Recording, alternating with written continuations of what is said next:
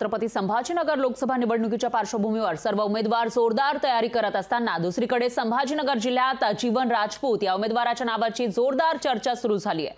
जीवन राजपूत हे उच्च शिक्षित आहेत आणि समाजसेवक आहेत। मी माझं मिळणारं सर्व मानधन निवडणून आल्यास गोरगरिबांना आणि ग्रामीण भागातील विद्यार्थ्यांच्या सोयीसाठी दान करेन असं जीवन राजपूत म्हणतात। यावेळी उमेदवार डॉक्टर जीवन राजपूत यांच्याशी संवाद साधलेला आहे आपले प्रतिनिधी सचिन बडे यांनी।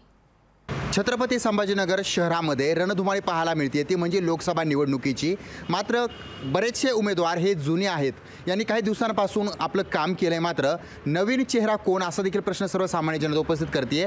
मात्र अशामध्येच एक नाव आहे ते म्हणजे उच्च शिक्षित एक तरुण आहेत, डॉक्टर आहेत आणि त्यासोबतच त्यांना एक ग्रामीण भागाची जाण आहे ते म्हणजे जीवन राजपूत। जीवन राजपूत हे छत्रपती संभाजीनगरमध्ये स्वतःचं क्लिनिक चालवतात, एक डॉक्टर आहेत आणि त्यासोबतच उच्च शिक्षित तरुण आहेत आणि आपला नेता हा उच्च शिक्षित असायला हवा असे विरोधक देखील बोलतात। आणि प्रामुख्याने आपल्यासोबत जीवन राजपूत आहेत, जाणून घेऊयात। तुमचे विरोधक देखील म्हणतात की आपला जो उमेदवार असावा हा शिकलेला असावा, त्याला जाण असावी आणि तो तरुण असावा। राजकारणामध्ये काही लोक असे आहेत जे म्हातारे झाले, ज्यांचं वय झालं मात्र राजकारण सोडायला तयार नाही आहेत। तरुणांचा विचार हा तरुणालाच कळतो, काय सांगाल? नाही, तरुणांमध्ये एक एनर्जी असते आणि जर अभ्यासू असेल तर जग पलटणं आणि विकास करणं हे सोपं होतं। आता आपल्याला माहिती आहे की आदरणीय मोदीजींच्या टीममध्ये सुद्धा तरुण घेतात आणि अशा सर्वांची अपेक्षा होती की जसं आपले तरुण छत्रपती संभाजीराजे होते, त्यांचं जसं नाव शोभेल तसं आपल्या शहरालासुद्धा एक चांगलं ड्रायव्हर मिळेल। पण त्याची आता आशा जी आहे आपल्यामार्फत पूर्ण होणार आहे।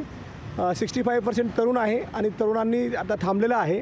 प्रत्येक घरात माझी आई भगिनी असेल, सर्वांनी थांबलेलं आहे की यावेळेस मात्र विकासाचं बघायचं। मी एक जिल्हा परिषदमधून आलेलो आहे गावाकडे, तर माझं एक स्वप्न राहील की ह्या जिल्ह्यामधील एकही जिल्हा परिषद शाळा बंद पडू नये, एकही मनपाची शाळा बंद पडू नये, जेणेकरून माझ्यासारखे जीवन घडतील।